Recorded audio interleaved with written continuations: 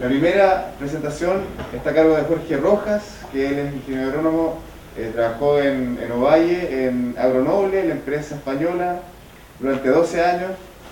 8 años estuvo yendo a Europa a hacer aceite de oliva en Marruecos y en España, así que tiene harta experiencia. Y hace 2 años está trabajando en Soquimich. Y como venía con la escuela de la agricultura, es un experto en fertilización en el olivar. Entonces nos va a presentar unos productos que están relacionados directamente con la fertilización del olivo. Así que, sin dar más vueltas, Jorge, te invito.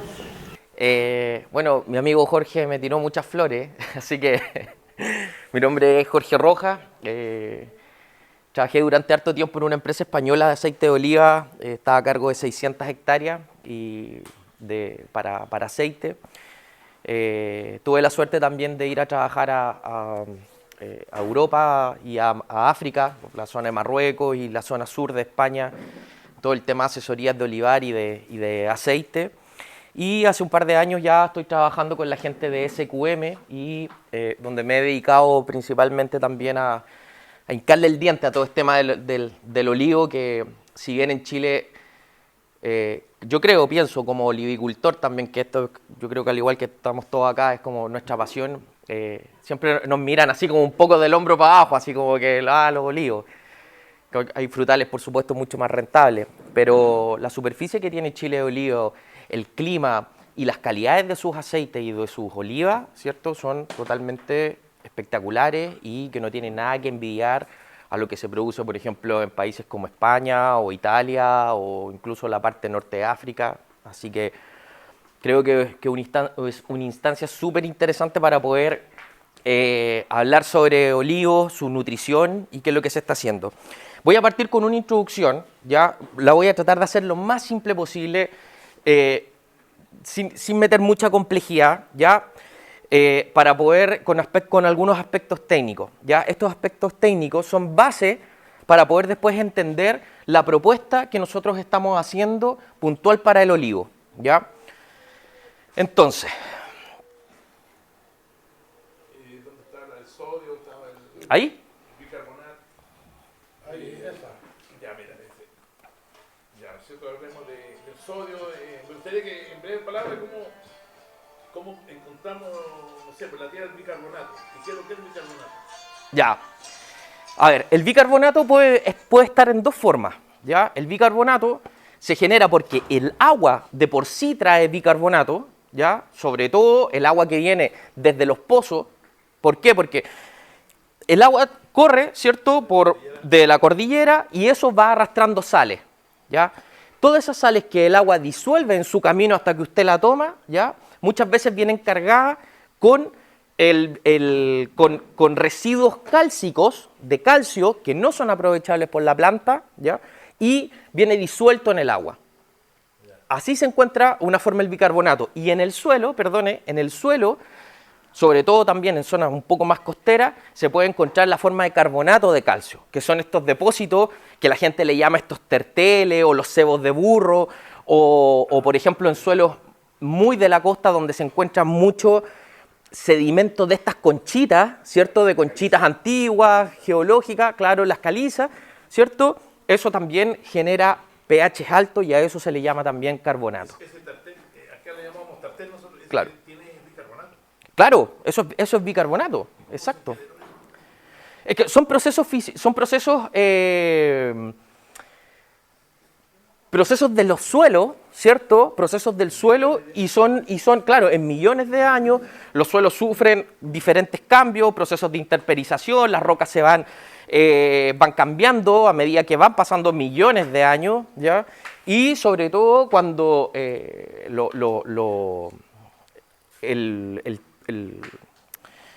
cuando los suelos son muy distintos, ¿ya? Por ejemplo, acá podemos tener a lo mejor un ojo de bicarbonato y a lo mejor al lado, o de carbonato, y al lado no tenemos absolutamente nada. Dígame. El bicarbonato, el mismo que uno toma cuando Sí, el mismo. está medio mal, de caña mala. Exactamente, exacto, el mismo. Tal cual. De hecho, Es bueno el bicarbonato. ¿por qué? Porque el bicarbonato, cuando usted tiene acidez, ¿cierto? Le dicen, oye, tómate un poquito de bicarbonato, ¿cierto? Y se te quita.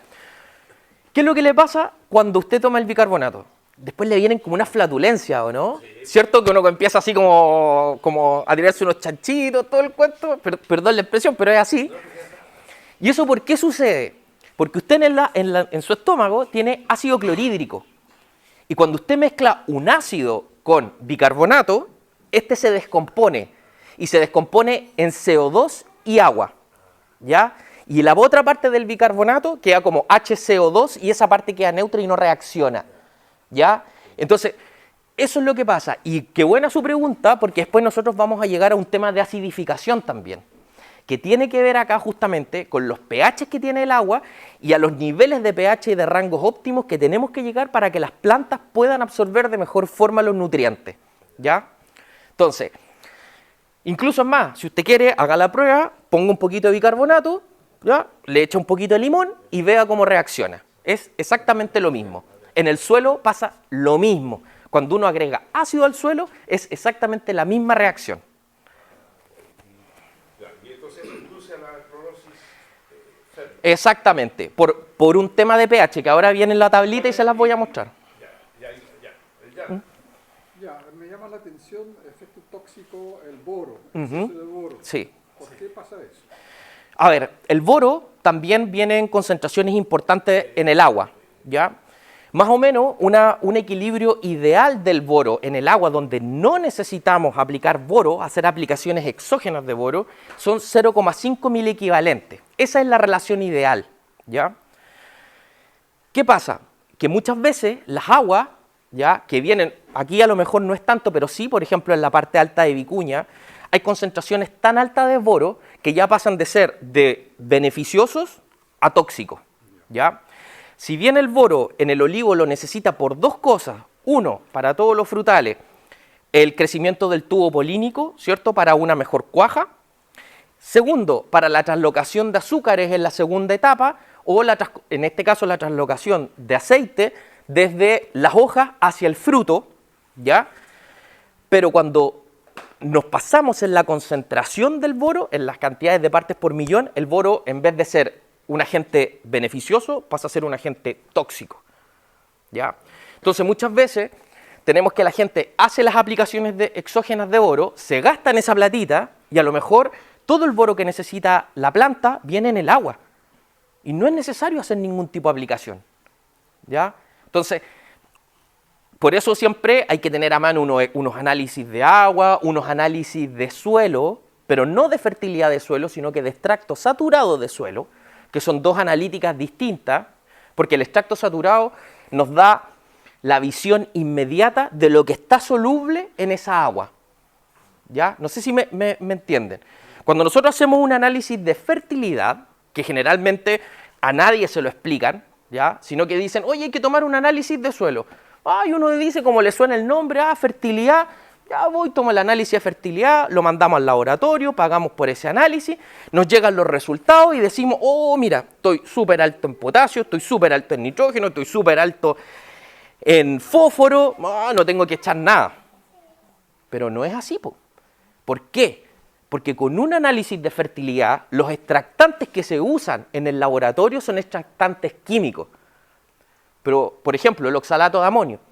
Usted no riega con oxalato de amonio, ¿cierto? Usted tampoco. Nadie aquí regamos con oxalato de amonio, nosotros regamos con agua. Por lo tanto, ese análisis de fertilidad sí es propicio para partir un proyecto, para saber lo que hay. Hoy a lo mejor voy a tener un potasio que se me va a descomponer o un fósforo de aquí, no sé, pues a 50, 100, 200, 300 años, para saber lo que puede tener el suelo. Pero no es un análisis que nos dé datos duros. Entonces, ¿qué es lo que hace uno? Toma un análisis que se llama de extracto saturado o pasta saturada. ¿En qué consiste ese análisis? Que es un análisis de fertilidad también de suelo, pero donde la extracción de los nutrientes se hacen con agua, ¿ya? Si ustedes no pueden mandar, incluso en los laboratorios, les reciben las muestras con su propia agua, donde ustedes le dicen a la gente del laboratorio, oye, yo quiero que tú me hagas este análisis, pero con mi agua, no con agua destilada, que es lo que usan ellos regularmente. Y dentro de eso, ellos hacen, ¿cierto? Toman, disuelven, sacan las muestras, las analizan y sale efectivamente en esa solución que se genera, esa solución nutritiva, qué cationes y aniones están presentes. Cuánto calcio, magnesio, sodio, cloro, potasio, tenemos, y que son capaces de disolverse, son capaces de entrar en la solución para que la planta la tome. Veo caras colgadas. Pregunta.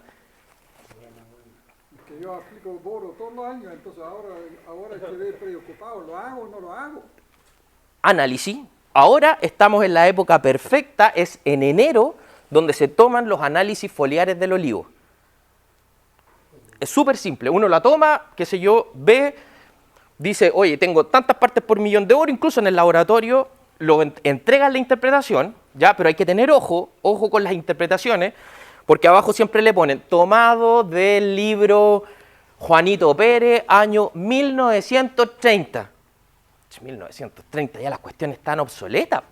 Entonces uno se confía, dice, ah, no, pues me lo mandó el laboratorio, puta, tienen que estar súper bien. Y no, pues. Entonces, siempre, y que acá yo sé que Jorge tiene mucha literatura, los puede apoyar también con eso. Yo tengo unos valores también que se los voy a presentar, va casi al final de la charla, pero esas son todas cosas que uno, cuando uno es productor, que a mí me pasó también mucho tiempo, no me lo decían, pues. Entonces uno tiende a cometer errores. Entonces un análisis foliar a corto plazo es suficiente para saber el contenido del boro. Exactamente, y para hacer las correcciones necesarias, ¿ya? Estamos justamente en la época donde usted hace su analítica foliar y donde le va a salir, está bajo en nitrógeno, está bajo en fósforo, está bajo en potasio y uno corrige, ¿ya? Y trabaja su programa de fertilización o su programa foliar en base también a las correcciones. Si ve que está en un nivel alto o muy bueno, puede uno restringirse para ahorrarse también unos pesitos, ¿cierto? Pero si uno ve que, por ejemplo, el fósforo no estamos llegando a los niveles necesarios, ¿qué es lo que uno tiene que hacer? Obviamente es meterle un poquitito más para llegar al nivel que corresponde, ¿ya? Entonces, por eso es tan importante la analítica, porque nos da, es como un poco ir guiando el barco, es como el faro, ¿cierto? Que nos va dando, exactamente, nos va dando las pautas. Ahora estamos dando palo al ciego. ¿Cómo? Ahora estamos dando palo al ciego. Exactamente, eso es lo que pasa cuando uno da palos de ciego y uno aplica por aplicar, los productos muchas veces se pierden, se lixivian, se van. Sí, Ahora hay una situación, Ajá. los productores saben cuándo pasa algo también, porque si la producción, la cuanta se está dando de forma como ellos esperan, llegan a la producción que más o menos se espera, obviamente las condiciones de manejo están siendo bien, se están llevando de buena forma. Obviamente cuando también hay una amarillez que es atípica, o tuvieron buena floración y no cuajó, por supuesto que ahí uno trata de entender qué factores son los que están incidiendo. Partió de la climatología, como él lo planteó, ¿cierto? Ya la primavera fue muy nublada, muy húmeda, entonces el polen no voló y teniendo una buena floración no cuajó. Ya, eso puede ser un factor. Hasta llegar al factor fertilización. Ya, faltó el boro, obviamente lo vamos a saber, dado el análisis que hagamos en foliar. Pero cada uno va a saber, va a ser capaz de identificar cómo está su huerto, primero con su experiencia, con cómo siente el huerto. Esa es la primera, digamos, manera de poder establecer si, por ejemplo, el boro que está aplicando todos los años ha sido suficiente, si ha tenido buena caja todos los años, de seguro que sí, de seguro que sí.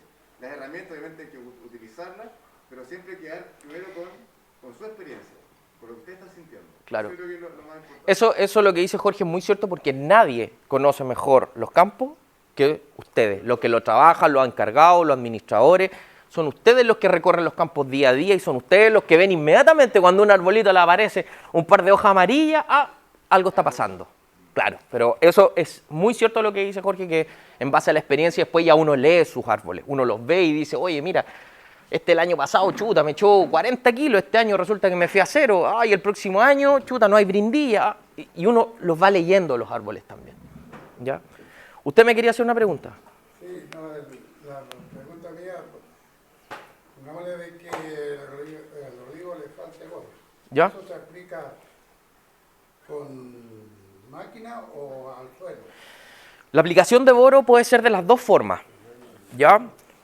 Generalmente, cuando uno va a hacer tratamientos foliares prefloración, ¿ya? Prefloración, porque usted no puede aplicar el boro post-floración, porque la primera aplicación se hace antes de la floración, que justamente para estimular el crecimiento del tubo polínico, que es donde se va a producir, ¿cierto? Que el polen caiga y caiga al óvulo, lo fecunde y se genere la aceitunita, ¿ya? Entonces, eso como primera cosa. Y luego de eso, ¿cierto? El boro participa en los movimientos de azúcares. Se ocupa, por ejemplo, el boro en las papas. ¿Por qué se ocupa tanto boro también en las papas? En una segunda etapa de llenado, cuando hay que hacer crecer el tubérculo. Porque necesitamos que todos los carbohidratos que produzcan las hojas bajen al tubérculo, para que el tubérculo crezca. En el caso de las olivas es exactamente igual. Todos los carbohidratos y fotosintetatos que se producen con la fotosíntesis necesitamos que se vayan al fruto. Y para eso se ocupa el boro, porque el boro es un transportador de azúcares. ¿Ya? En los paltos también se utilizan. Generalmente, todos los cultivos que tienen altas extracciones, como por ejemplo, o sobre todo cultivos que generan aceite, ¿ya? Necesitan mucha energía para poder funcionar, porque es un proceso muy desgastante, ¿ya? Entonces ahí entramos en otro tema, que hay un tema con el fósforo también, que el fósforo está presente en todo lo que es la cadena del ATP, el ADP, ¿cierto? Pero ya eso entrar en un tema mucho más complejo, más biológico, que lo podemos hacer, pero en otra charla. ¿Sigo? Ya. Entonces, la conductividad, como les comentaba, tenemos agua pura, no hay traspaso de electricidad, pero ¿qué pasa cuando nosotros agregamos sales, ¿cierto? Esas sales se disocian en el agua, tenemos por un lado el cloro, por otro lado el sodio, ¿cierto? Y tenemos transmisión de la electricidad. Eso es la conductividad eléctrica. Simplemente la capacidad de un agua o de un medio de transmitir la electricidad, ¿ya? ¿Por qué es importante la conductividad eléctrica? Porque si ustedes se fijan aquí tenemos una serie de fertilizantes, ¿cierto?, que ocupamos muchas veces en el día a día. Pero no sabemos cuánta conductividad eléctrica estos fertilizantes aportan al suelo.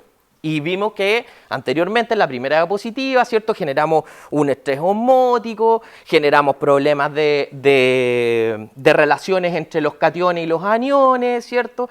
Como vimos ahí, el sodio desplaza al calcio, el cloro desplaza a los nitratos, ¿cierto? Entonces, vemos acá que hay fertilizantes que muchas veces se utilizan, como por ejemplo el cloruro de potasio, ¿cierto? Miren la conductividad eléctrica que tiene, 948.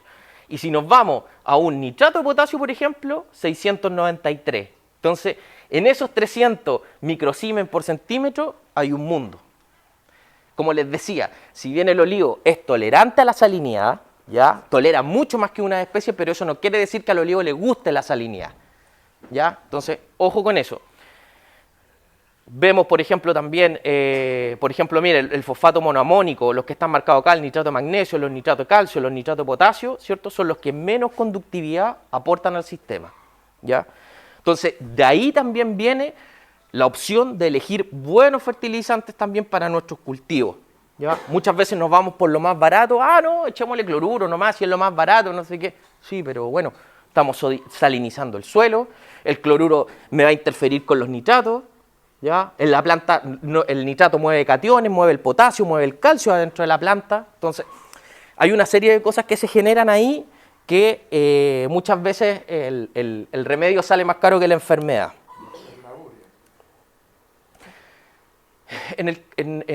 La urea, si bien no es una sal propiamente tal, porque la urea es un elemento que se fabrica de forma artificial, ¿ya? La urea no la encontramos como las sales, como los fosfatos, como los nitratos. La urea se fabrica en base a, si mal no recuerdo, es algo con amonio, no sé cuánto de amonio. A eso se le aplica mucha presión y eso se transforma en urea, ¿ya? La urea no es una sal, ¿ya? Entonces, ¿qué es lo que pasa? Que después cuando usted aplica urea, uno tira la urea, inmediatamente hay un 30% que la urea se pierde por volatilización, ¿ya?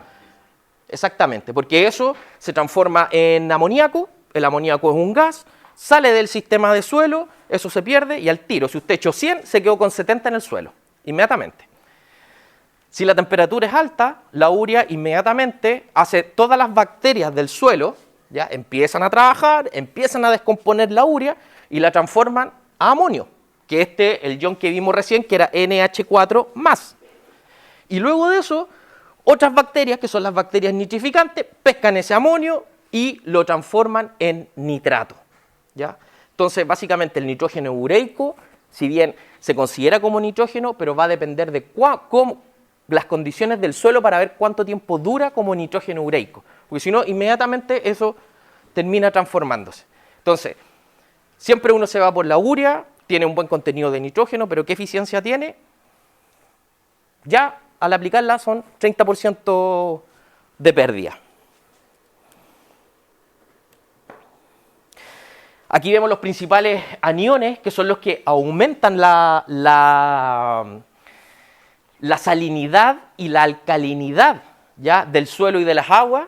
Ojo acá con lo que tienen ustedes, los aniones, los cloruros, ¿cierto?, los sulfatos, y tenemos los bicarbonatos, aumentar la cantidad de salinidad. Y en el caso de la alcalinidad, ¿cierto?, tenemos que el calcio, el magnesio y el sodio, estos cationes, son los que nos ayudan a aumentar la alcalinidad del suelo, es decir, el pH. Hacen que el pH tanto de las aguas y del suelo se eleven, ¿ya? Aquí vemos cómo funciona la conductividad eléctrica, ¿ya? Lo que ven acá, esto es agua, ¿ya? El agua tiene una fracción polar, ¿cierto?, donde tiene un polo positivo y un polo negativo. Cuando nosotros nos encontramos con cationes que tienen polos positivos, como por ejemplo el sodio, ¿cierto?, el agua solita se da vuelta, ¡pum!, y se une por la parte negativa a ese sodio. Cuando tenemos aniones, que son los negativos, el agua se da vuelta por su parte positiva y se adhiere, ¿ya?, a este anión, ¿ya?, por cargas eléctricas. Aquí tenemos un análisis de agua, ¿ya? Este es un análisis de agua del canal Bellavista, que es el que alimenta todas las parcelas que están ahí en la zona de Pan de Azúcar, en la parte de Alto Balsol, que viene directamente del tanque, ¿ya? Quiero que se fijen en estos tres que están acá, ¿ya? Esto está medido en miliequivalentes por litro, que son una forma de medir las cargas, ¿ya? Y fíjense las medidas que tiene.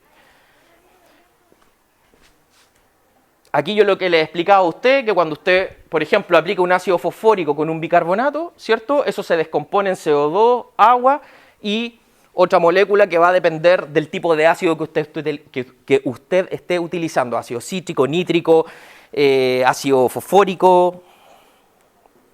Ya. Entonces, ¿qué pasa? De acuerdo al ejemplo que nosotros vimos recién de ese análisis de agua, ustedes solamente cuando riegan, por ejemplo, 10.000 metros cúbicos por hectárea al año, ¿ya?, ustedes están aplicando 700 kilos de sodio solo porque viene en el agua, solo porque viene en el agua. El sodio, están aplicando 175 kilos de cloruro y están aplicando 2.867 kilos de bicarbonato, ¿ya?, en un año. En un año. Si nosotros ahora vemos que estamos regando constantemente, ¿cierto?, y tenemos un total de 3.742 kilos de sales que estamos aplicando a la hora de regar.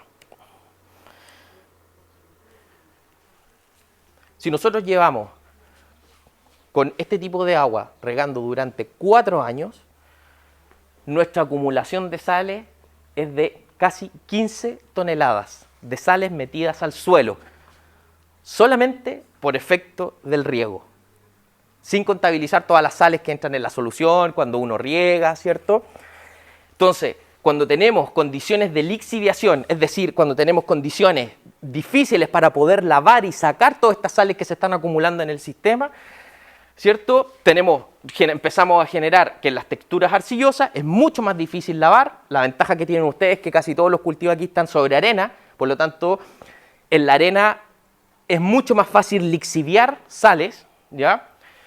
Empezamos a generar suelos sin estructura y en algunos casos también se empiezan a compactar las estratas. Entonces, por eso, ojo con el sodio, ojo con el cloro, porque Cuando uno lo ve en los análisis, uno no dimensiona, pero cuando uno le hace unos ejemplos así en que dice que chuta, en 4 años meto 15 toneladas de sales solo por el agua. Por eso igual porque el tema de la sequía va afectando. Lógicamente. Después de un año de lluvia, por ejemplo, normalmente la producción aumenta de forma natural. Ni siquiera aplicando, o sea, haciendo un manejo distinto, no. Solamente una lluvia buena en invierno permite que las sales se laven, se distribuyan en el suelo, la planta toma lo necesario, además con el agua, y produce mucho. Pero cuando llevamos ciclos de sequía, no sé, tan largo, obviamente pasa lo que mostraba Jorge. Claro. Los huertos empiezan a afectarse y ahí es donde hay que estar atentos respecto al tema de la sequía. Y además, como no se recargan los acuíferos, ¿ya? Las sales se concentran también en el agua, ¿ya? Porque viene, antes si un pozo daba 100 litros y teníamos esa cantidad de sales, ahora un pozo da 50, la mitad, pero las sales siguen siendo las mismas.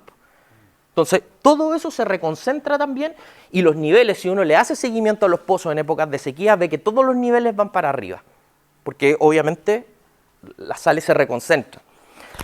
Lo que recién hablábamos con respecto al tema del pH, ¿por qué es tan importante revisar cuando teníamos excesos de calcio, excesos de bicarbonato, cierto sodio? ¿Ya? Es porque nosotros generamos una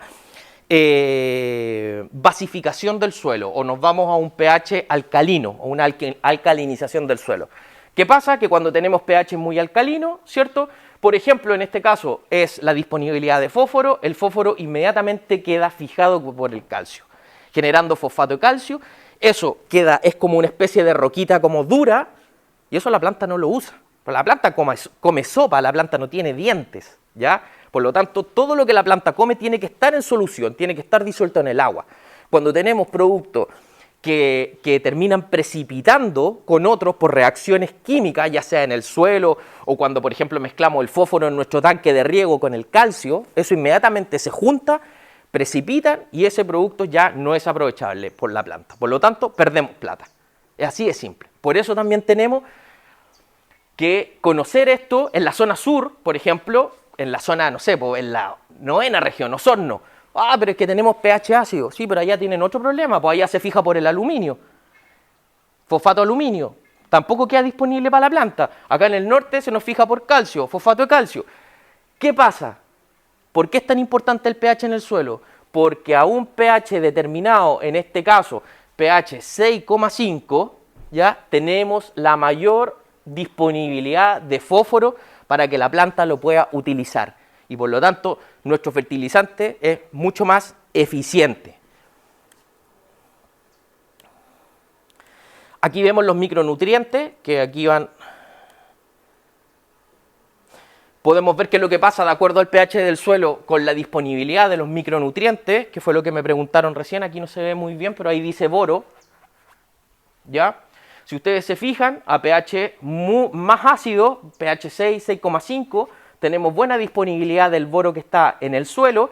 Sin embargo, cuando nos vamos a pH mucho más alcalino, ¿ya? La disponibilidad de boro disminuye sobre pH 7 radicalmente, ¿ya? Lo mismo, todos los otros microelementos tenemos cuando estamos en pH 5, 6, tenemos una muy buena disponibilidad de elementos y a medida que nosotros vamos subiendo el pH del suelo, los microelementos se van fijando, a excepción del molibdeno, ¿ya? Pero estos que son muy importantes, ¿cierto? El hierro, ¿cierto? Como que es un precursor de la clorofila, el zinc, que ayuda mucho para el tema de hacer crecer los entrenudos del olivo, ¿ya? Para que puedan tener buena producción en la siguiente temporada. Todo eso queda fijado inmediatamente por efecto del pH en el suelo, ¿ya? ¿Cómo saber si el agua es dura?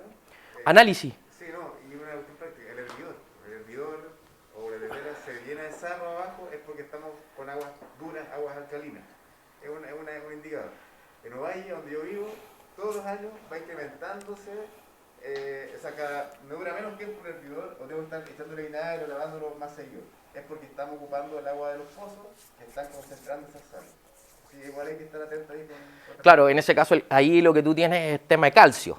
¿Te fijas? Porque es lo que se forma ahí. Y ahí falta justamente fósforo, hierro, que son los elementos que inmediatamente la planta los manifiesta. El zinc, sobre todo, el olivo que le gusta mucho el zinc. Exacto. ¿Te fijas? Entonces, por eso es importante saber, y por eso esta introducción un poquito latera, pero es importante que sepamos el porqué de las cosas y por qué estamos haciendo lo que estamos haciendo, ¿ya? O por qué estamos echando ciertas cosas. Es importante esto, aunque parezca un poco difícil, pero se quedan con alguna idea. Por ejemplo, miren, esto es un suelo, no se nota muy bien ahí en la foto, aquí como está medio brillante, pero aquí lo que trata de explicar esta foto, esto es todo un charco de agua, ¿ya? En un suelo arcilloso, ¿ya? Que se generan estos problemas de infiltración por el exceso de sodio. Cuando nosotros tenemos exceso de sodio, los suelos se sellan, ¿ya? Y no dejan que el agua pase hacia la zona donde están las raíces, que nos interesa donde llegue el agua con los nutrientes, ¿ya? Entonces, al sellarse el suelo, ¿por qué se sella ese suelo? Porque nosotros acá tenemos un coloide, ¿ya? Este coloide es como la partícula de arcilla chiquitita, y este coloide tiene cargas, que es negativa. Las arcillas tienen carga negativa, ¿ya? Por eso las arcillas son los que más retienen los cationes, que retienen sodio, retienen potasio, retienen calcio, ¿ya? Cuando un coloide está sano, está rodeado de todos estos puntitos verdes. Estos puntitos verdes son calcio, ¿ya? ¿Qué es lo que hace el calcio? Estructura el suelo. Es decir, nos deja el suelo esponjosito para que el agua entre, todo súper bien. Pero cuando entra al sistema el sodio, ¿qué es lo que hace? Pesca, saca el calcio para un lado y hace que todos los coloides del suelo se junten y se aprieten. Y al apretarse generan este sellado de suelo y obviamente el agua no infiltra. Ahí, Jorge, cuando los suelos son arenosos como acá, obviamente tenemos poca cantidad de coloides de arcilla. Claro. Y ahí es donde la materia orgánica se hace importante. Cumple una función similar. Aquí la materia orgánica es súper importante porque en un suelo arenoso el suelo no tiene prácticamente estructura. Es muy difícil. Se pierde mucho. Ustedes, lo que rieguen, si están riegos largos y están aplicando un fertilizante, yo les aseguro, y ustedes miden las conductividades eléctricas en el suelo, yo les aseguro que su fertilizante no termina en las raíces, sino que termina allá abajo en chuchunco, donde la planta ni lo toma.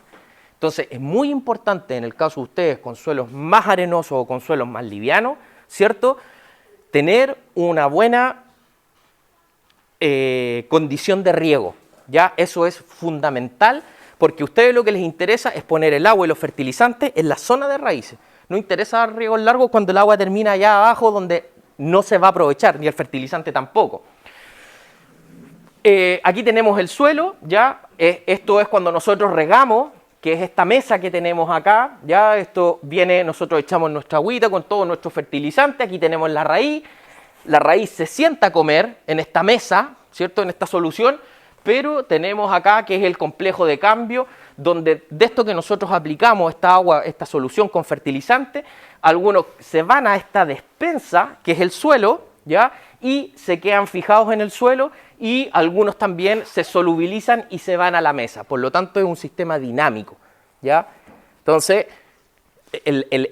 hay ahí un movimiento, ¿ya?, de los fertilizantes, tanto que están fijados en el suelo, en esta despensa, y lo que entra como solución nutritiva para que se alimente la planta.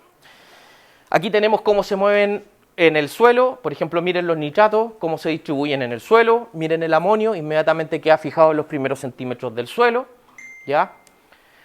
Miren el fósforo, siempre problema de fósforo en todos lados. ¿Por qué? Porque el fósforo se fija en los primeros centímetros y después queda ahí. Entonces es muy poco eficiente. Pero, mira, yo tengo entendido que el olivo tiene las raíces en la superficie. El olivo, generalmente, la mayor concentración de raíces las tiene entre los 40 y los 60 centímetros. ¿Ya? La mayor concentración. Si bien los pelos radiculares, que son los que tienen mayor absorción, los podemos encontrar entre los 20 y los 40 centímetros, ¿ya? Pero también las raíces que están más abajo también tienen capacidad de absorción. Si bien en menor capacidad que un pelo radicular, pero tienen capacidad de absorción, ¿ya? Entonces, por eso es importante poner todo el agua y todos los nutrientes en el perfil donde tenemos el desarrollo de raíces, ¿ya? ¿Qué pasa? Cuando nosotros, y ya sea lo que va su pregunta, usted me podrá decir, ah, pero es que si yo pongo todas las raíces acá arriba, el fósforo va a ser eficiente. ¿Y qué pasa cuando usted no tiene crecimiento de raíces nuevas? O las raíces de las raicillas se quemaron por a veces de motivo, o no hubo un flash radicular como el que esperábamos y resulta que aquí no hay raicillas que lo tomen. Eso se pierde. Ahí quizás mal dejar las hojas que están abajo, eso contribuye a que las raíces puedan estar un poquito más arriba. Pueden estar un poquito más arriba. 20, 40 centímetros ya es superficial, o sea, consideramos una raíz superficial. Exacto. A esa profundidad. Hay otros cultivos que obviamente exploran mucho más y la raíz está mucho más abajo. El olivo sí, además, si tiene problemas de humedad abajo o exceso de agua que podemos encontrar acá de napa, obviamente va a buscar más arriba el oxígeno también, esas raíces van a tender a subir. Exactamente. Pero generalmente lo que pasa es esto con el fósforo. El fósforo es muy poco eficiente, se queda fijado en los primeros centímetros del suelo y es muy poco aprovechable. Del fósforo de lo que nosotros aplicamos aproximadamente el 30% será aprovechable, si es que. Independiente de la fórmula en que se aplique, sea como fosfato monoamónico, fosfato monopotásico, como ácido fosfórico. El potasio tiene una muy buena distribución en el suelo, ¿cierto? Pero son pobres los suelos en Chile en general de potasio. Calcio y magnesio, muy buena distribución también en el suelo, fíjense ahí. Y bueno, partimos ya, después de esta larga introducción, qué sé yo, pero era, como les decía, para que aprendieran un poco, partimos con los olivos. Olivo ciclo bienal, ¿cierto? Tenemos la producción en el año anterior, en la brindilla del año anterior, ¿ya? Pero en el olivo tenemos una característica que es súper limitante, que es el tema del añerismo o la becería. Tenemos un año, ¿cierto?, en que producimos mucha fruta y tenemos un siguiente año, ¿cierto?, donde estamos limitados y donde tenemos una producción baja, que es lo que se le denomina la alternancia productiva. Esto pasa porque cuando llegamos a la inducción floral, que se genera en los meses de verano, principalmente en febrero, marzo, comienza la inducción de las yemas para la próxima temporada. ¿Qué pasa? La planta está cargada de fruta, ¿ya? Por eso cuando nosotros tenemos alta carga, se genera un proceso donde la semilla genera una hormona que se llama giberelina y esa giberelina inhibe la producción de yemas florales para la próxima temporada, ¿ya? Por lo tanto, cuando tenemos mucha carga, tenemos inhibición de estas yemas y al tener esa inhibición de estas yemas, ¿cierto?, al próximo año producimos poco. Cuando tenemos años de muy baja carga, ¿cierto?, tenemos poca participación de la giberelina y tenemos mucha inducción floral, ¿ya? Por eso se produce el añerismo o la alternancia en el olivo, ¿ya? Porque justamente en esa época donde existe la diferenciación de la yema, hay factores que influyen, sobre todo la alta carga y también factores nutricionales, ¿ya? Los olivos son uno de los árboles más nobles que existen, ¿cierto? Y sabemos, el árbol solo es capaz de regular su carga y de acuerdo a la nutrición que éste tenga. Por eso tenemos una caída natural que es la caída natural de diciembre, ¿cierto? En diciembre, una vez que ha cuajado, uno va para el campo y dice, ¡ay, tremenda cuaja! Chuta, llega diciembre, se me cayó la mitad de la fruta. ¿Por qué? Porque el árbol simplemente regula su carga. El árbol sabe cuánta capacidad tiene para poder mantener fruta y llevarla a término, ¿ya? Esto también es súper importante porque tenemos que generar unos buenos crecimientos de brotes, que es donde vamos a poner la fruta la próxima temporada, ¿ya? Y cada vez el más difícil que está pasando por todo este tema del cambio climático son los reposos en el invierno, porque con las temperaturas que hay, los árboles prácticamente no entran en receso. Y eso se ven afectadas las variedades italianas sobre todo, que son variedades que vienen desde el norte de Italia, ¿cierto?, con climas en que allá les nieva, les cae, tienen un invierno pero heladísimo, ¿cierto? Por lo tanto, esas variedades vienen adaptadas para inviernos fríos, con lo cual acá en Chile cada vez está pasando menos. Por lo tanto, esa inducción también que genera el frío, estamos teniendo problemas en esas variedades, ¿ya? Bueno, este fue un estudio que hizo SQM en conjunto con la Universidad de Chile, ¿ya? Y aquí vemos claramente que lo que se genera, tenemos una alta carga, que aquí tenemos hasta la brindilla, ¿cierto?, del año anterior, donde tenemos un gran crecimiento de brindilla. El año anterior esto tiene que haber producido huevo, ¿cierto? Aquí tenemos alta carga y miren el crecimiento de la brindilla y aquí empezamos a ver lo que va a pasar la próxima temporada en que vamos a tener una fructificación mucho más acotada. ¿Ya? Ahí vemos el crecimiento que teníamos. Esto fue un estudio hecho el año 2006. Esa brindilla fue del 2006 al 2007. Y esta fue lo que creció ya después del 2007-2008, la siguiente temporada, ¿cierto? Muy poquito. ¿Qué pasa con los elementos en el fruto? ¿Ya? En base a este mismo estudio se determinó qué pasaba con algunos elementos que son de mucha importancia en el olivo, principalmente dos, el potasio y el nitrógeno. ¿Ya? Si ustedes ven acá, cuando nosotros partimos con la cuaja, ¿ya? En 5 milímetros, esta es cuando tenemos la oliva pequeñita, ¿ya? A medida que vamos avanzando en el crecimiento de la oliva, la absorción de nitrógeno va disminuyendo, ¿ya? Por parte del fruto, ¿ya? Esto es nitrógeno, estamos hablando del fruto, no estamos hablando de la ramilla, no estamos hablando de la hoja, no estamos hablando del fruto.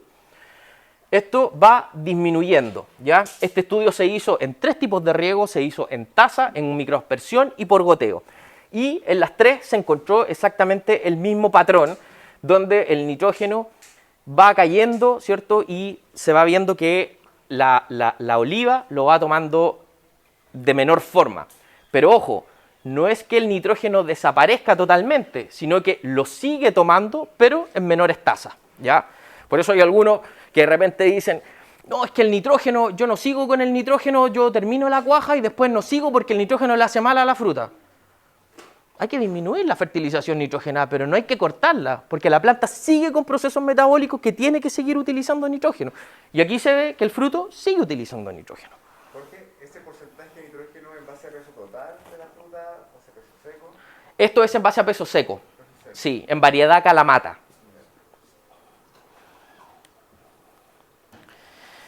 Aquí vemos por qué el añerismo sucede, que es un poco lo que les explicaba recién. Tenemos una competencia entre los brotes y el fruto, ¿cierto? ¿Qué pasa? Todas nuestras hojas nuevas, ¿cierto? O nuestra ramilla empieza cuando tenemos deficiencias, por ejemplo en el caso del potasio, que es uno de los elementos más importantes en el olivo, empieza a traslocar potasio hacia la fruta, ¿ya? Y por lo tanto generamos un desequilibrio nutricional en estas ramillas que es de la próxima temporada. Eso nos genera una inducción floral limitada, ¿cierto? Por lo que les explicaba recién, el movimiento de estas giberelinas, ¿cierto? Producidas en el hueso de la aceituna, ¿ya? Hacia las yemas florales, ¿ya? Y obviamente cuando las plantas no tienen una buena nutrición, esto nos genera un desbalance nutricional también que obviamente influye en la producción de la próxima temporada, ¿ya? Cuando tenemos un año de mucha carga, los dos macroelementos que más disminuyen son el nitrógeno y el potasio. Por lo tanto, en orden de importancia, en el olivo es potasio, nitrógeno, fósforo, ¿ya? Más o menos el potasio un 35%, el nitrógeno aproximadamente un 30%, y eso nos genera que la próxima temporada, por este desbalance nutricional, ¿cierto? Prácticamente no se generan frutos. Exacto. Aquí tenemos el contenido de potasio en la hoja, que es lo que tiene mucha relación con lo que yo les mostraba recién. Tenemos un año de alta carga, ¿ya? Y un año de baja carga, ¿ya? Fíjense acá cómo tenemos aquí la floración, tenemos aquí la etapa de endurecimiento del carozo, y fíjense que cuando tenemos baja carga, los niveles de potasio se acumulan en la hoja, ¿ya? Esto es el potasio en hojas, en variedad coratina. Fíjense cómo el potasio se acumula en la hoja y queda como reserva para la próxima temporada y para poder usarlo, ¿ya?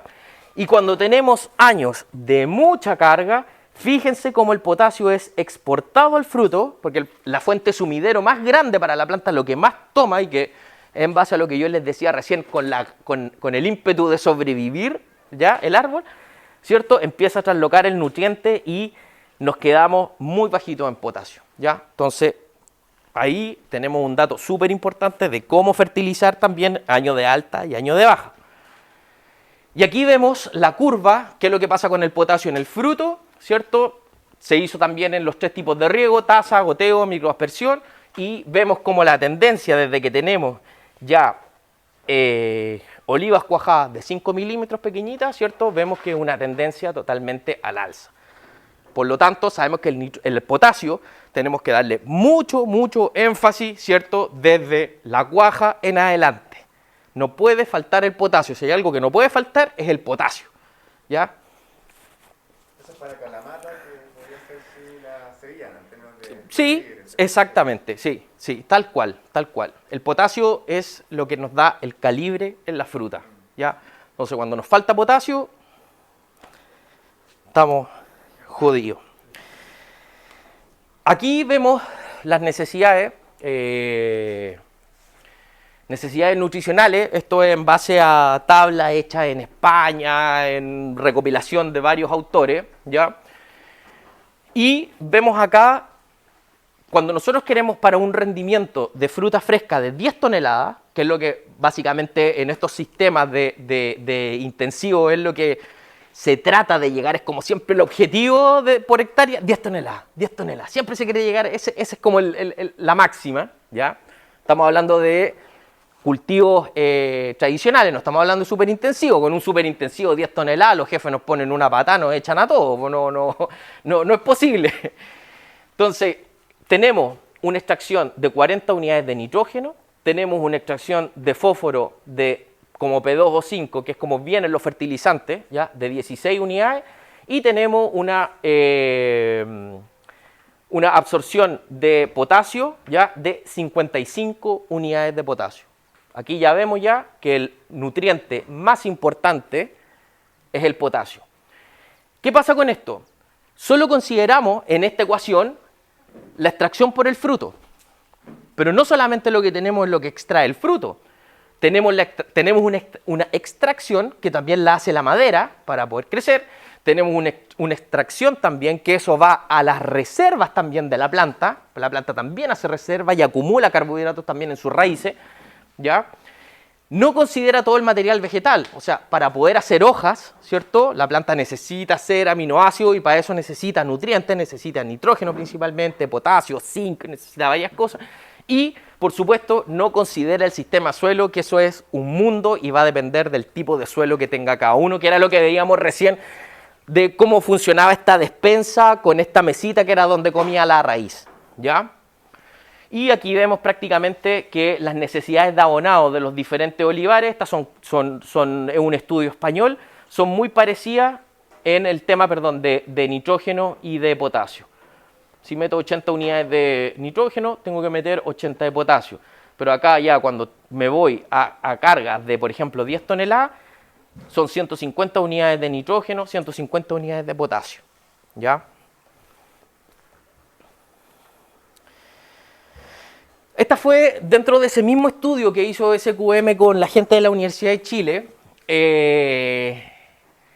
Se hicieron 2 tratamientos. El primer tratamiento, que fue el tratamiento testigo, que era lo que el agricultor hacía. Esta fue una parcela en Marchihue, en la 6ª región, ¿ya? Una empresa grande, productora de aceite de oliva, ¿ya? Y ellos, ¿qué es lo que hacían en el tratamiento tipo? Aplicaban 70 kilos de nitrógeno, 20 de fósforo, 80 de potasio, 30 de magnesio, ¿ya? Entonces, en esta misma instancia de ir buscando un poco mejorar las condiciones que tenían ellos en ese minuto, se le propuso lo siguiente: aplica 100 de nitrógeno, aplica 30 de fósforo, aplica 150 de potasio y mantente en el magnesio. Y eso se hizo en una fórmula especial donde venía todo en un saco y ellos hacían las aplicaciones. ¿Qué fue lo que pasó? Pasó lo siguiente. Estos años de alta, año de alta, año de alta, año de baja, año de baja.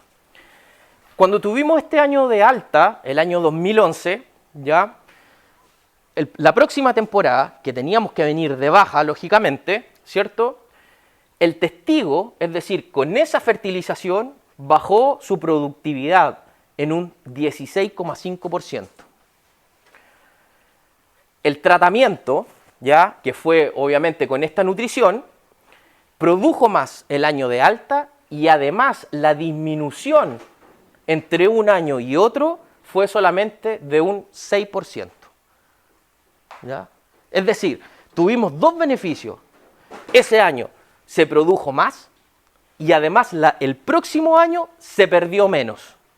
¿Ya? Y luego se hizo a la inversa, en los cuarteles que venían de baja, se hizo exactamente el mismo tratamiento, ¿ya? El año de baja que se hizo el tratamiento se produjo mucho más en comparación con el testigo, ¿ya?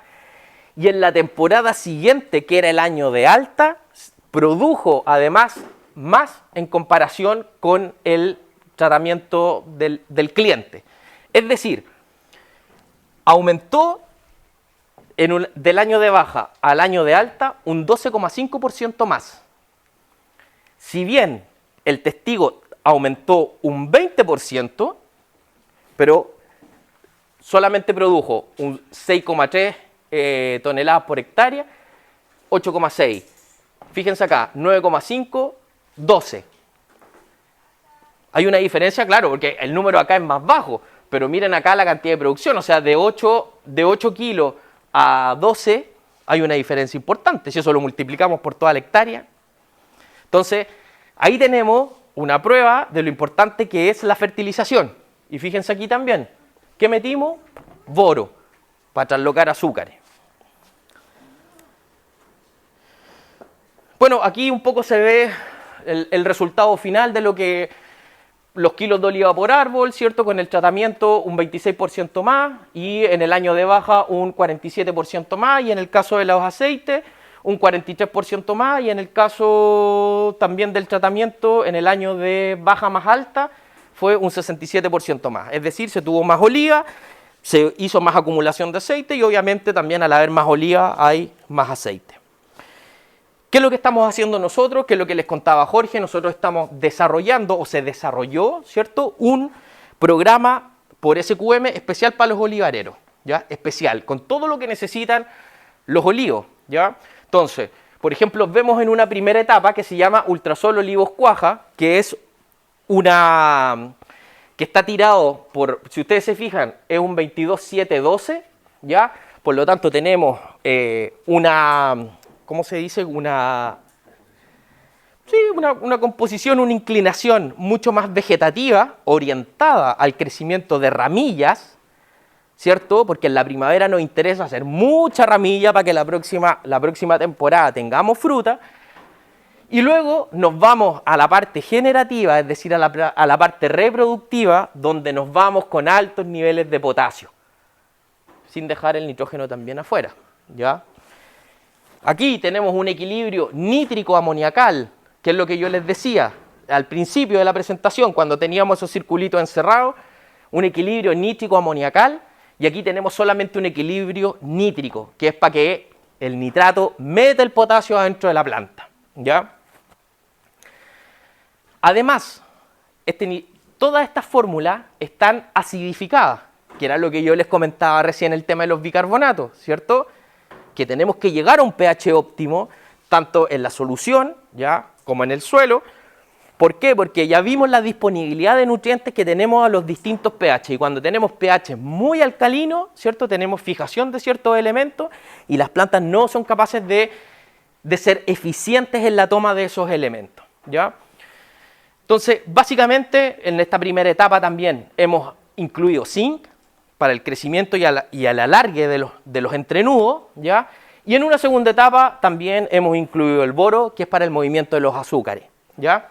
Y las dos fórmulas, que esto es muy importante para ustedes, ¿ya?, porque ustedes tienen alta cantidad de sodio y de cloro, ambas fórmulas son 100% libres de cloro y de sodio, ¿ya?, que es lo que vimos recién por el tema de la conductividad eléctrica, ¿cierto? Vimos que los cloruros, el cloruro de potasio, por ejemplo, era uno de los que más conductividad aportaba, ¿ya? Entonces, en este caso, ambas son libres de cloro y de sodio, ¿ya? ¿Por qué es importante una fórmula a medida? Si yo le pregunto a usted, cuando la señora le hace la cazuela, ¿qué se la come usted un día la papa, al otro día la carne, al otro día los porotos verdes, al otro día el zapallo? ¿O se lo come todo juntito? Todo junto, ¿cierto? Entonces, ¿por qué a la planta le damos todo separado? Que un día le echamos el calcio, que al otro día la urea, que al otro día le echamos el potasio. Es un equilibrio. Las plantas comen todos los días y comen trazas o cantidades de nutrientes. Cuando nosotros utilizamos una fertilización por golpe, donde venimos y decimos, oye, voy a echar, no sé, 40 unidades de nitrógeno, porque yo les aseguro que de esas 40 unidades la planta tomará 5. Porque eso se satura. Usted no puede pretender comerse un plato así de cazuela, ¿cierto?, en un almuerzo. ¿Por qué? Porque no tiene las condiciones fisiológicas ni tampoco tiene la boca así para tragarse todo eso. Por lo tanto, el resto que pasa se pierde. Por eso es importante. Las fertilizaciones tienen que ir con todos los nutrimentos todos los días o cada vez que se riegue o cada vez que estén en procesos de fertilización. Porque la planta así toma los elementos, ¿ya? Es lo mismo, lo que les decía, lo de la cazuela. A la planta le gusta mucho más eso que esto, que todo separado, ¿ya? Otra cosa, nosotros cuando hacemos aplicaciones de productos, ¿cierto? Esos productos son productos base o son productos, no, es que me lo recomendó, no sé qué. Esto es un producto diseñado a la medida del olivo. Contiene todo lo que el olivo necesita, ¿ya? Y tenemos la tecnología, lo que yo les mencionaba recién, de la acidificación. Tenemos los elementos quelatados, tenemos la eficiencia del fósforo, que eso se me olvidó mostrarles un video de cómo funciona el fósforo en el suelo, que después, si quieren, lo podemos revisar. ¿Ya? Por lo tanto, es un fertilizante hecho a la medida de la planta, en 2 etapas fenológicas. Otra cuestión, súper importante. Cuando yo hago aplicaciones de fertilizante, por un lado, tengo que comprar el calcio, tengo que comprar el magnesio, tengo que comprar el nitrógeno, tengo que comprar el potasio, tengo que comprar... Y al final se genera una majamama y un enredo de cuestiones, no se aplican como deben ir, los caseteros se pierden, ¿cierto? No, que usted me dijo que aplicara este, no, que me equivoqué, le apliqué el otro, entonces, entonces mañana júntate 2 sacos de este. Entonces, es una confusión. En cambio aquí, ordenadito, un solo saco, ¿cierto? Oye, ¿cuánto necesitamos regar? Tenemos que regar tantos metros cúbicos, ya tenemos cuántos gramos por litro para aplicar en la solución, ¡pum!, un solo saco. Va todo, ahí estamos echando la cazuela lista, ¿ya? Y lógicamente, al tener también una condición ácida el fertilizante, una reacción ácida, genera también menor riesgo, ¿ya?, de taponeamiento de los goteros y obviamente lo que dijimos desde un comienzo es el pH óptimo para la absorción de nutrientes y la prevención de obstrucciones, ¿ya? Este es el programa, ya aproximadamente nosotros llegamos a 100 unidades de nitrógeno, 50 unidades de fósforo, 163 unidades de potasio, 33 unidades de magnesio, 0,2 de zinc, 0,4 de oro, ¿ya? Eso está diseñado para 10 toneladas, ¿ya? Eso después Jorge se los puede hacer llegar a ustedes, ¿ya? Para que lo estudien. Nosotros entregamos a Salvador un programa, ahora hay que considerar que de ahora en adelante entraría el Olivos Cuaja. Sí. Olivos Cuaja hasta diciembre, en que tenemos el endurecimiento del carozo, sí, ¿cierto? Y luego ya después viene Olivos Fruta, que debe ser el de este periodo. Que es el de este periodo, exactamente. Ahí lo podemos conversar después ya Claro. en detalle con Salvador también. Y por último, vemos aquí el tema de los análisis foliares, de la analítica. Ahí están los niveles adecuados. Esto, como les dije yo, las muestras foliares en el olivo se toman en el mes de enero. Tenemos las concentraciones de lo que la planta necesita, los niveles adecuados, que después también se las podemos hacer llegar para que ustedes la comparen. ¿Y qué pasa con los olivos? Los olivos, cuando tenemos que hacer, según esta analítica, el resultado que nos dé, nosotros tenemos la posibilidad de hacer correcciones foliares. Un huerto adulto tiene muy buena respuesta de aplicaciones foliares de nitrato de potasio al 1%, ¿ya? Tiene muy buena respuesta. Estamos hablando de aplicaciones foliares. Tenemos también muy buena respuesta, sobre todo en la brotación con el uso de un zinc foliar. Buena respuesta también. Tenemos buena respuesta también en el caso de la utilización de boro para el alargamiento del tubo polínico, que fue lo que usted consultó. Tenemos también una muy buena respuesta al nitrato de magnesio vía foliar, ¿ya? Es decir, cuando nosotros hacemos estas aplicaciones, el árbol responde, ¿ya? Hay plantas y hay árboles o hay especies en que uno le hace la aplicación foliar y el árbol ni se inmuta. Pero el olivo está estudiado que este tipo de aplicaciones efectivamente mueven la aguja y el árbol responde.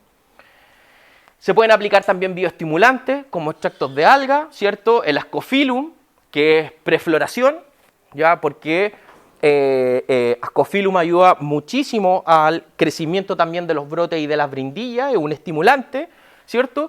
Y luego tenemos la Eclonia, que sirve mucho también para post-cuaja, para el tema del calibre, ¿ya?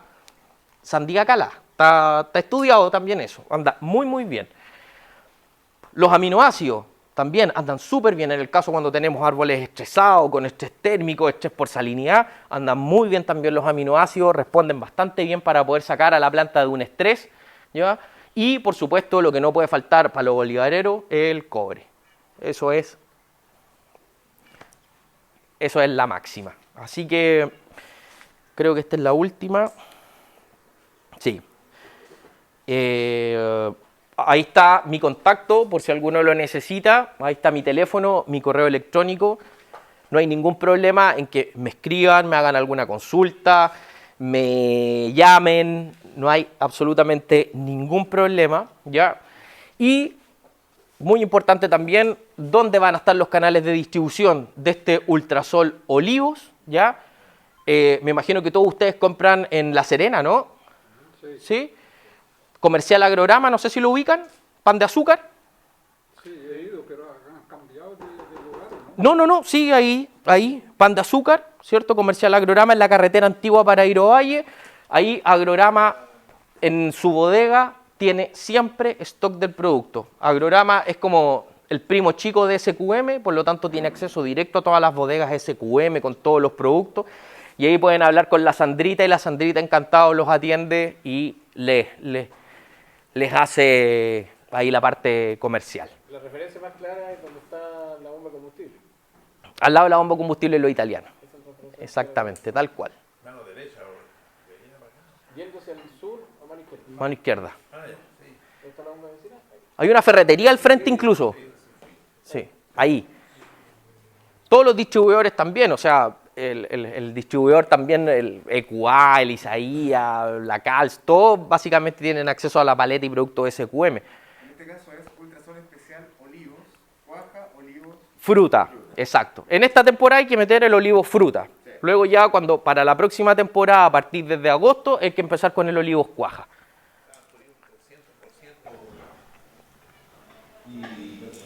Y ahí donde empezamos a fallar, pues yo creo que a lo mejor SATA o nosotros podríamos empezar a buscar la manera como podemos hacer.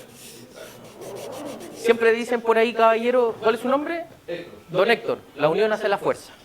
Siempre por volumen se pueden negociar mejores precios y mejores condiciones.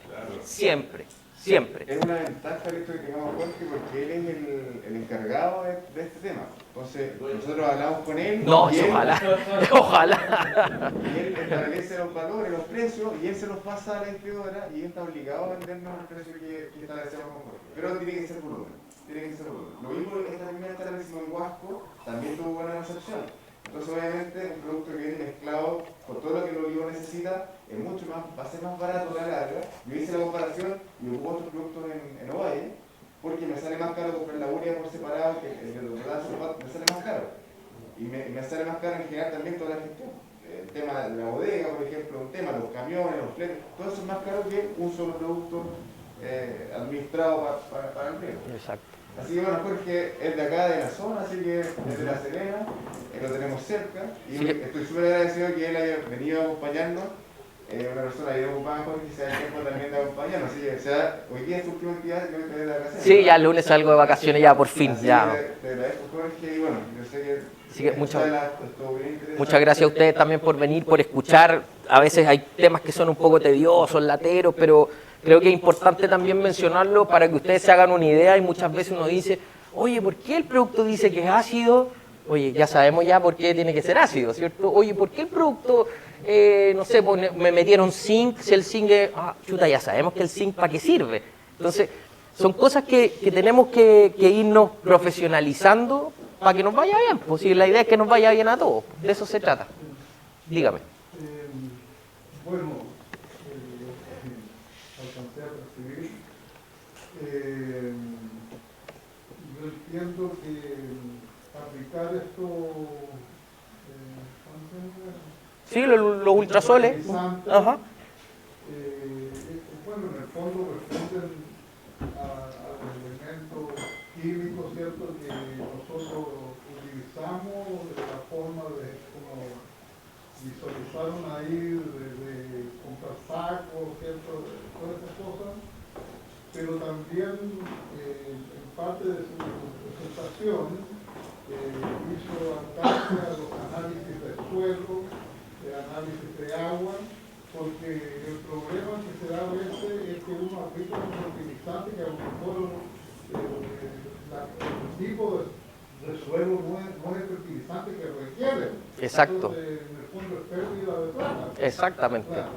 Entonces, en el caso de que uno se decidiera, ¿cierto?, a adquirir estos productos, yo entiendo que también es un poco para los que nos asisten técnicamente, sería interesante tener una mirada integral, tanto, ¿cierto?, del tipo de suelo, ¿cierto?, y el fertilizante apropiado a aplicar.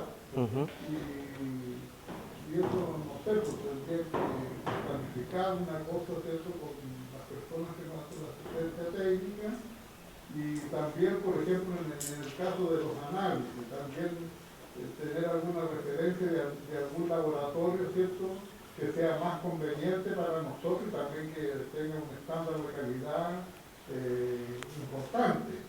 Porque tal como planteaban aquí, el problema son los recursos que ese tipo de, digamos, de aplicación que es ideal, requiere bastantes recursos y a veces los usuarios no estamos en condiciones como para hacer una aplicación que sería como la deseable. Claro. ¿Puedo responder ahí? Don Pedro, ¿sabes que en línea eso, cuando estaba Carlos Alfaro en línea, hicieron un análisis de suelo? Para 10 personas a cada región, o sea, 8 personas a cada región.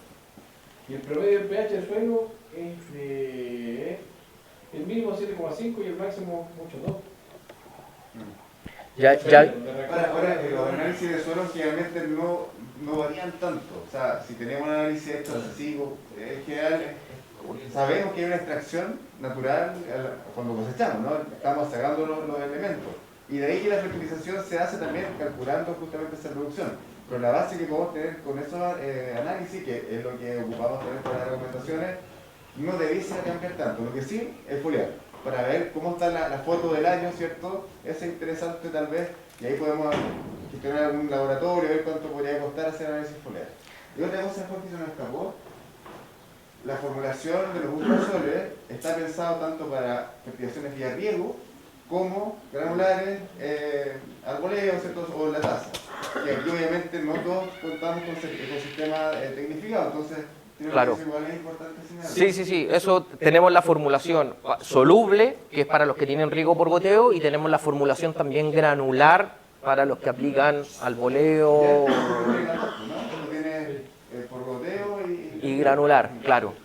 Entonces, ¿Interarlo o superficial? no, eso tú lo tiras superficial, lo tiras solamente superficial y luego ya riegas y eso inmediatamente va y se solubiliza y termina en el suelo. Jorge nos va a acompañar al almuerzo, así que ahí también podemos seguir interactuando. Trajo unos calendarios que los vamos a Ahí usted al momento del almuerzo. La última. Ya. Mira, no sé si estoy repitiendo la pregunta, lo que estaba haciendo otras cosas. Ya. Estamos hablando del ultrasol, ¿ya? Eso también es soluble, el ultrasol. Claro, lo que pasa es que tenemos las dos alternativas. Tenemos la alternativa soluble, ¿cierto? Donde eso usted lo echa a su tanque de riego, de fertirriego, ¿cierto? Lo disuelve y lo aplica Se puede aplicar vía microaspersión o se puede aplicar vía fertirrigación con gotero, ¿cierto? Eso. Es ultrasol, sigue siendo ultrasol. Sigue siendo ultrasol igual. Y tenemos la otra alternativa, que es la alternativa granular, que es como cuando ustedes, por ejemplo, no sé, pues le tiran la urea que es cierto que se la tiran hacia el voleo. Bueno, también tenemos la opción de forma granular, donde ustedes van y lo tiran al voleo y eso... ¿Y qué cantidad por olivo? Como un olivo de 15 años, 20 años. Esto es lo que después ustedes tienen que revisar con Jorge. ¿Y a qué precio está el saco en este momento? No, pero yo hice la pregunta primero por Roberto Barreto. Esto es lo que después ustedes tienen que revisar con Jorge, porque todo este programa está hecho en base a la fenología del árbol, ¿ya? A la fenología. Es decir, tenemos acá, ¿cierto?, un crecimiento vegetativo, donde tenemos que hacer un aporte con el olivo cuaja. Tenemos después un flash de raíces, súper importante, ¿ya? Que es donde nosotros necesitamos que nuestras raíces crezcan, se expandan, ¿cierto?, para que hagan mucha raicilla para que el árbol coma. Tenemos después nuestra floración, ¿cierto? Entonces, todo este programa está hecho en base, ya, justamente a las necesidades del árbol por etapa fenológica, que son necesidades distintas, ¿ya? Todos estos productos que están acá, por ejemplo, este Propé, que dice aquí que es un apoyo para el crecimiento radicular, ¿ya? Esto también está en formato granular, ¿ya? Entonces, todo lo que está aquí presentado es tanto para goteo y para granular. Con respecto a la pregunta que usted me hacía del costo del producto, yo la verdad que no tengo una referencia todavía de precios, porque eso la tienen que cotizarle ustedes directamente al distribuidor. Y es lo que yo les decía recién. Es mucho mejor organizarse, hacer fuerza, hacer volumen, y es mucho más fácil ir a negociar 10 toneladas de producto que ir a negociar una. ¿Se fijan? Siempre por volumen les van a dar muchas mejores condiciones, ¿ya? Este programa sin ningún problema se los podemos dejar. Aquí vienen las cantidades a aplicar por meses, ¿ya? Por cada mes, por cada crecimiento. Obviamente esto es orientativo, no es algo que tiene que ser así a rajatabla, porque las condiciones todos los años cambian. Exactamente, a veces nos atrasamos, a veces nos adelantamos, entonces esto es más o menos orientativo. Para una carga de 1000 kilos por hectárea. Claro. Si estamos en la mitad, o no sé, habría que hacer el ajuste. Exacto, exactamente, exacto. Y aquí es súper fácil y después aquí todas las unidades. No solamente sirve por olivo, me imagino, o sea, aquí podemos aplicarlo en Durán. Sí, pues lo puede aplicar a todo. Lo que pasa es que efectivamente este ultrasol está diseñado para olivo. Por ejemplo, en el caso del tomate, usted lo puede aplicar, ¿cierto? Va a tener todos los macro y los micronutrientes que necesitan, pero les van a faltar cosas. Hay ultrasoles específicos diseñados para tomate. Nosotros tenemos de todo. Si esta cuestión está hecha para todos los cultivos que existen en Chile: tomate, papa, ultrasoles camote, ultrasoles, de todos. Cebolla, cereza. Faltaba el de olivo, que me lo tenían ahí. Y bueno, eso. Es muy necesario ese ultrasol. Sí. Agradecer a Jorge. Gracias.